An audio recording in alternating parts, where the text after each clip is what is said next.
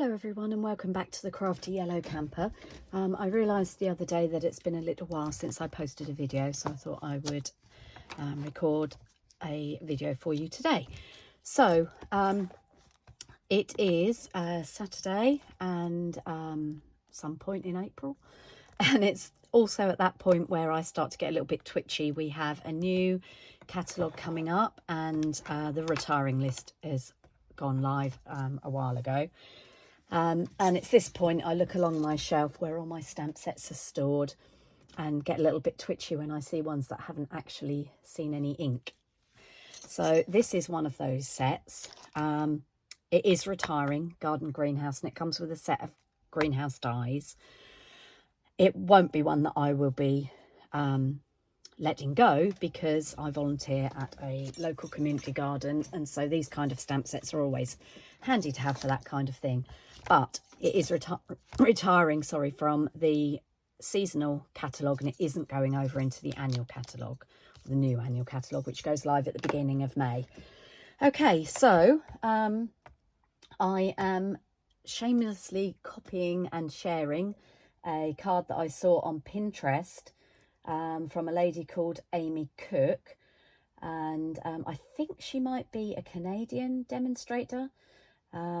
So thank you, Amy, for the inspiration, and I'm sure you won't mind me copying and sharing. So I just wanted to give a couple of little quick tips. So the card that I'm making is a triple layer card.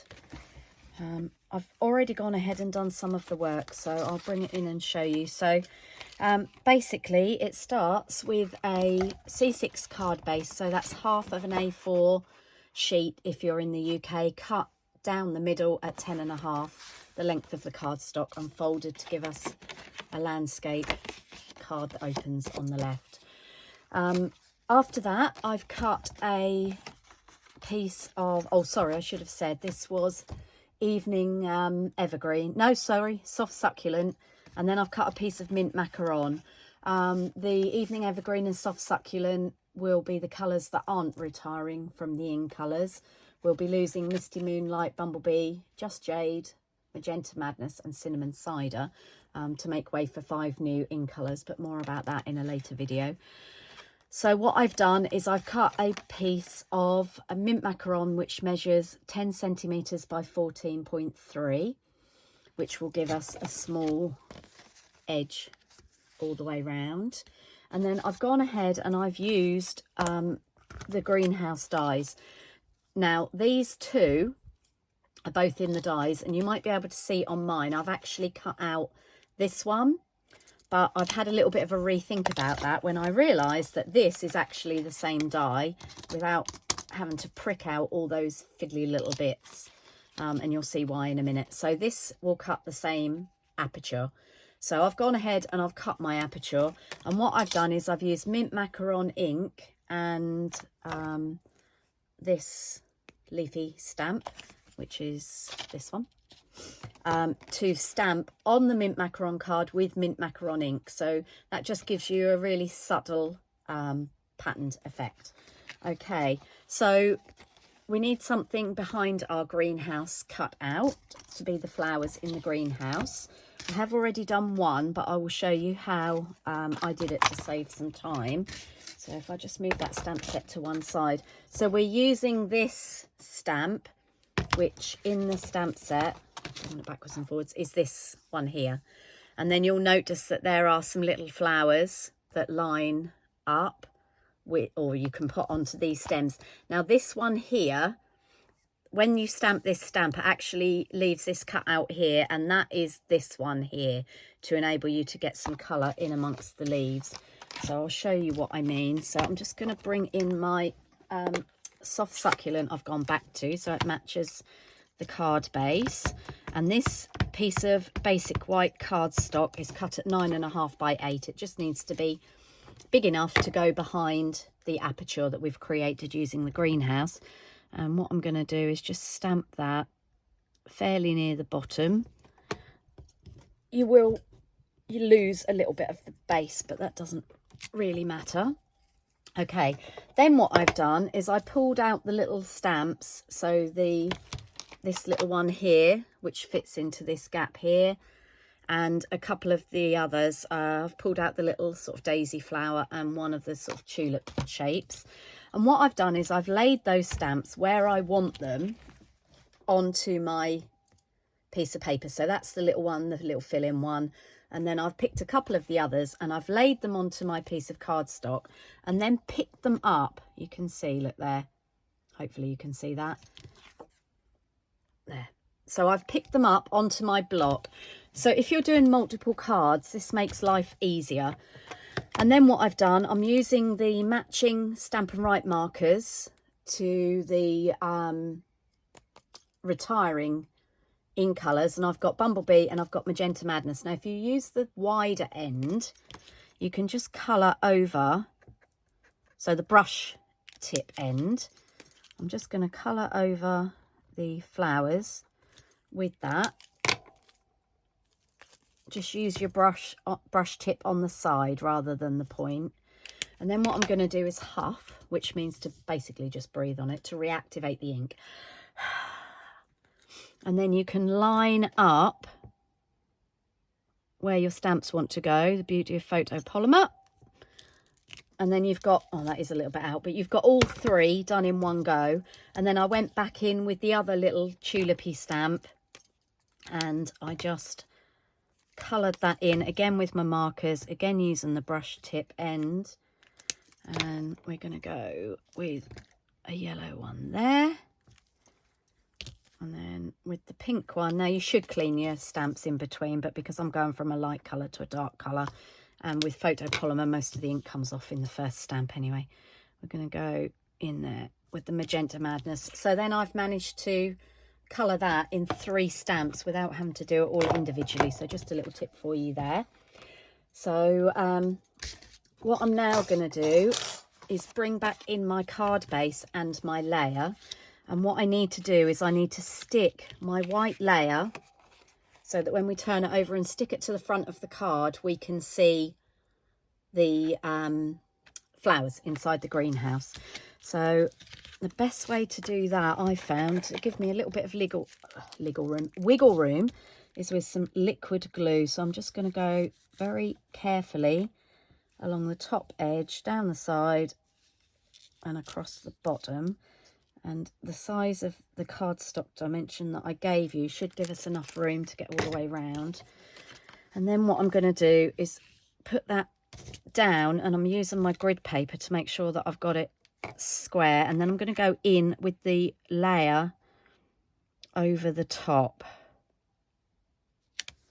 and push that down. If you try and stick it to the front of the card, the white piece to the front of the card, so if you try and do that, you might not get it lined up, and then when you go to put your one with the greenhouse aperture over the top, it isn't going to work. So you see that is picked up there then, and then what I can do is go around and with my glue again, just stick. You could put this on dimensionals, but this particular card I'm probably going to put in the post, and we don't want the recipient at the other end to have to pay postage.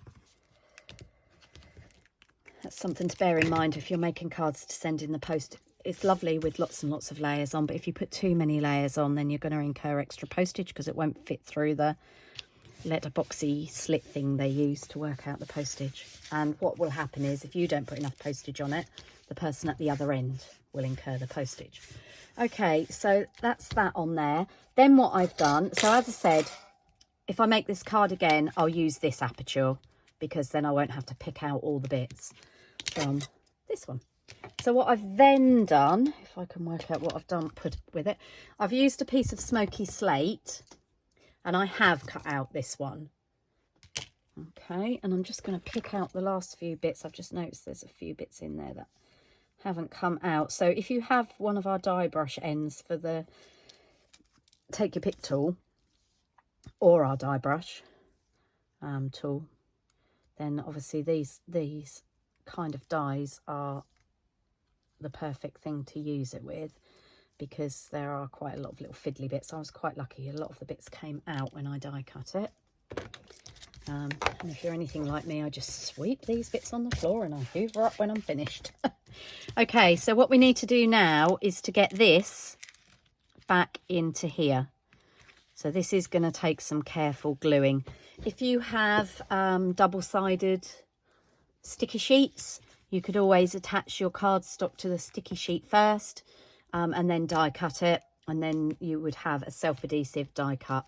But what I'm going to do is just use a fine tip glue pen would work for this. I'm just going to go in with a little bit of Tombow in the bits where the cardstock is a little bit wider. So just on the little dots. You don't need tons of glue. If you put too much on, it'll squidge out, and then trying to get it off with a glue rubber is a little bit of a nightmare. So less is more. And then I'm just going to put a bit here. We don't need a ton of glue to hold it in. We just want to make sure it goes where it's meant to be and stays there. So always look for the bits on your die cuts if you're doing this where there's a cross or you know, two pieces joined together, because that is usually where the bigger spaces will be. Okay, I'm just putting the glue on here thinking, is this going to be a do as I say, not as I do moment when it all squidges out the back, but hopefully not. The other way to do this is to put a little bit of glue on a silicone mat, and then you can sort of wipe the die cut over it. Some people put it on their hand here and then just sort of wipe the die cut over. I'm messy enough as it is without doing that. Right, okay, so I'm just going to sit that back in there. Now, because I've cut using the fiddly die, my roof does fit in there perfectly, but if you've cut using this die, then the roof will just stand a little bit proud, but it's not a problem.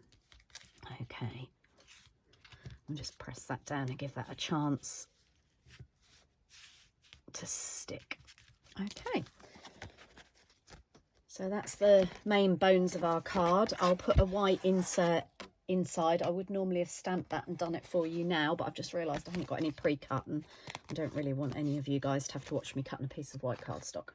So quite often I don't put a greeting on my cards because I tend to leave that till the last minute when I know who they're going to go to. I mean, there are some great greetings in here. You've got "Hope your day is just right," "A friendship nurtured in love blooms forever," "Each day is a new beginning," and "Love grows here." So lots of different options to use that stamp set for. As I said, I will put a greeting on mine, but I'm not going to do that at the minute.